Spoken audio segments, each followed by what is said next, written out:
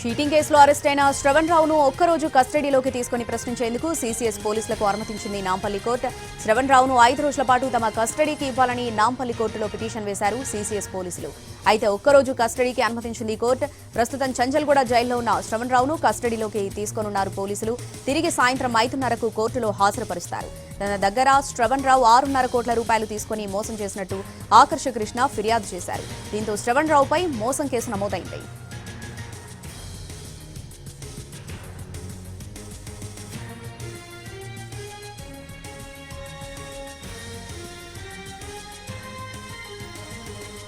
Cheating కేసులో arrest అయిన శ్రవణ్ రావును ఒక్కరోజు కస్టడీలోకి తీసుకుని ప్రశ్నించేందుకు సీసీఎస్ పోలీసులకు అనుమతించింది నాంపల్లి కోర్టు. దీనికి సంబంధించి పూర్తి అప్డేట్స్ మా ప్రతినిధి రాధాకృష్ణ అందిస్తారు. రాధాకృష్ణ, విచారణ ఎన్ని గంటలకు స్టార్ట్ అవుతుంది? ఎలా ఉండబోతుంది విచారణ? డీటెయిల్స్ ఏంటి?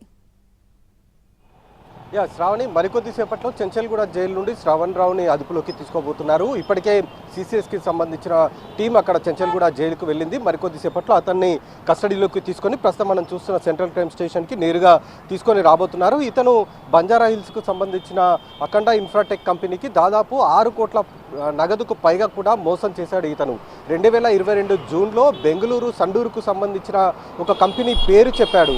ఎకోరా ఇండస్ట్రీస్కి సంబంధించిన పేరు చెప్పి దానికి తాను ప్రతినిధిగా ఉన్నానని, ఆ కంపెనీ నుండి గనక ఐరన్ ఓర్ని అంటే ముడి ఇనుముని గనక కొనుగోలు చేస్తే ఎక్కువ స్థాయిలో లాభం పొందుతారా అంటూ కూడా అఖండ ఇన్ఫ్రాటెక్ కంపెనీకి సంబంధించిన డైరెక్టర్లకు చెప్పడం జరిగింది. దీంతో శ్రవణ్ రావు మాటలు నమ్మి వాళ్ళు దాదాపు 7 కోట్ల 8 లక్షల రూపాయల నగదుని అతని అకౌంట్కి బదిలీ చేయడం జరిగింది. ఆ తర్వాత నగదు తీసుకున్నాడు, కానీ దానికి సంబంధించిన ముడి ఖనిజం మాత్రం కంపెనీకి ఇవ్వలేదు. దీంతో తాము మోసపోయామని గ్రహించిన వాళ్ళు అసలు ఈ సొండూరులో ఈ కంపెనీ ఎకోరా ఇండస్ట్రీస్ ఏదైతే కంపెనీ ఉందో ఆ కంపెనీ దగ్గరికి వెళ్ళారు. అసలు అందులో శ్రవణ్ రావుకి సంబంధించిన పాత్ర ఏంటి, అసలు అందులో అతను ఉన్నాడా లేడా అన్న దానికి సంబంధించి అక్కడ వివరాలు సేకరించారు. అయితే ఆ కంపెనీని అతని భార్య స్వాతిరావు నిర్వహిస్తున్నట్లు కూడా గుర్తించడం జరిగింది. అలాగే ఆ కంపెనీకి డైరెక్టర్లుగా కూడా 2 ఉన్నట్లు కూడా గుర్తించడం జరిగింది. అందులో ఉమామహేశ్వర ఒకరు, అలాగే శ్రవణ్ రావుకి సంబంధించిన అనుచరుడు ఒక ఆయన ఉన్నాడు, వేదమూర్తి అని.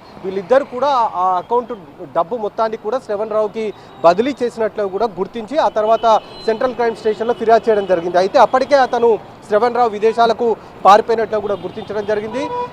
ఇటీవలనే ఫోన్ ట్యాపింగ్ కేసు తర్వాత అతను జూబ్లీహిల్స్లో సిట్ కార్యాలయానికి వచ్చి విచారణలో పాల్గొంటున్న నేపథ్యంలో అలర్ట్ అయిన కంపెనీ ప్రతినిధులు సీసీఎస్కి కంప్లైంట్ ఇవ్వడం జరిగింది. మే 13వ తేదీ అంటే ఈ నెల 13వ తేదీన అతన్ని శ్రవణ్ రావుని అరెస్ట్ చేసి రిమాండ్కి పంపించారు.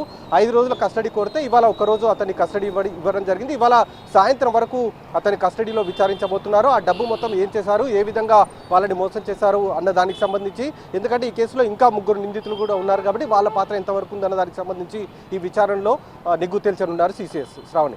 Right Radhakrishna, thanks for the updates.